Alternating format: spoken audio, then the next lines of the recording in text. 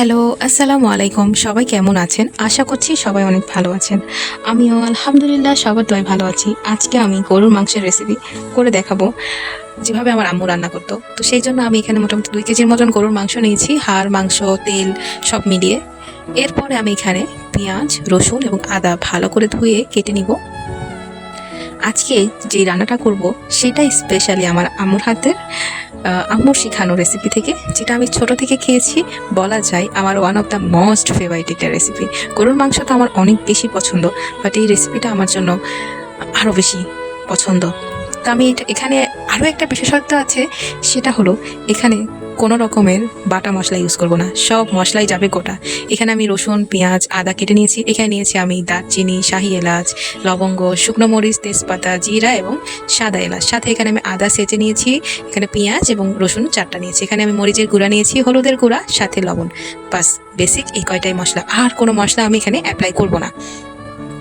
আমি একে একে সব কিছু প্রেসারের কুকারের মধ্যে দিয়ে দিচ্ছি। এখানে মাংস, সাথে গোটা মশলা, এখানে আমি পেঁয়াজ, রসুন, আদা, আর সাথে লবণ 2 চামচের মতন, এখানে হলুদ 1.5 চামচ, আর এখানে প্রায় 3 চামচের মতন মরিচের গুঁড়া। কারণ আমি একটু মরিচটা খুব ভালো লাগে খেতে, আর যেহেতু মাংসের পরিমাণ বেশি সেহেতু এতটুকু মরিচ এখানে দেওয়াই যায়।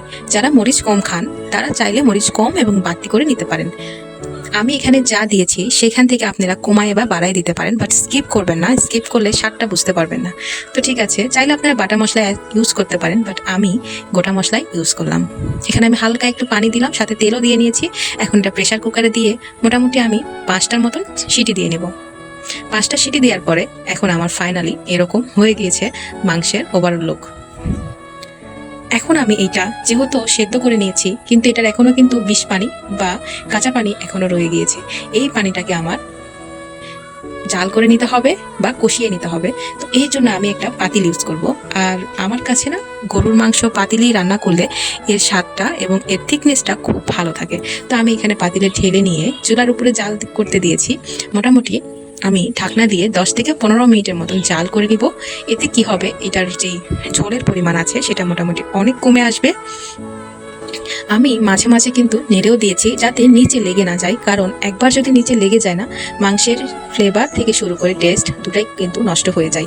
এই জিনিসটা অবশ্যই মাথায় রাখতে হবে। অনেকের প্রশ্ন থাকতে পারে যে আমি এখানে কোনো রকমের বাটা মশলা ইউজ করি নাই, খেতে কেমন হবে, ব্লা ব্লা। কিন্তু আমি ছোট থেকে আমার আম্মুকে এভাবেই রান্না করতে দেখেছি, আমরা খেয়েছি, এবং এই রান্নার সুনাম আমার আম্মুকে, যারা আম্মুর হাতের রেসিপি খেয়েছে বা এই রান্নাটা খেয়েছে তারা এখনো করে। আপনারা চাইলে এটা বাসায় একবার ট্রাই করে দেখতে পারেন। তো আমি এখানে আর একটা মশলা বানিয়ে নিচ্ছি। এর জন্য আমি জিরা দিয়েছি, এখানে দারচিনি আর একটাই এলাচ দিয়েছি, দিয়ে একটু ভালো করে আমি ভেজে নিব। এটা আমি পাটায় বেটে নিয়ে গুঁড়া করে ফেলবো। বাস, এই একটা মশলা ইউজ করব, যেটা এই মানে মাংসের যে স্বাদ এবং ফ্লেভার দুটাই চেঞ্জ করে দিবে। তো এটা আমি বেটে নিয়ে গুঁড়া করে নিয়ে এসেছি। এখন মোটামুটি আমার কিন্তু পানি যেটা ছিল সেটা কিন্তু অনেক কমে গিয়েছে এবং তেল ছেড়ে দিয়েছে, মানে আমার মোটামুটি মাংস কষানো হয়ে গিয়েছে। এই পর্যায়ে আমি মোটামুটি অর্ধেকের মতো মশলাটা আমি এখানে অ্যাড করে ভালো করে নেড়ে চেড়ে এর ভেতরে দিয়ে দিব। এরপরে এখানে আমি মোটামুটি আরও 3-4 মিনিটের মতন ঢাকনা দিয়ে জাল করে নেওয়ার পর এখানে আমি পর্যাপ্ত পরিমাণে পানি অ্যাড করব। মাংসের কালার দেখুন, লুক সো ইয়ামি। আচ্ছা, এখানে আমি মোটামুটি অল্প পানি অ্যাড করেছি, কারণ যেহেতু আমি প্রেসার কুকারে রান্না করেছি সেই জন্য এটা কিন্তু অটোমেটিকলি সিদ্ধ হয়ে গিয়েছে। তাই সেদ্ধ করার জন্য অত আর হ্যাম্পারের প্রয়োজন হবে না আমার। তাই আমি অল্প একটু পানি দিয়ে মোটামুটি যতটুকু আমার রস প্রয়োজন বা গ্রেভি প্রয়োজন অতটুকু রেখে আমি পুরোটাই পানি শুকিয়ে ফেলবো। মাংস আমার আলহামদুলিল্লাহ সেদ্ধ হয়ে গিয়েছে।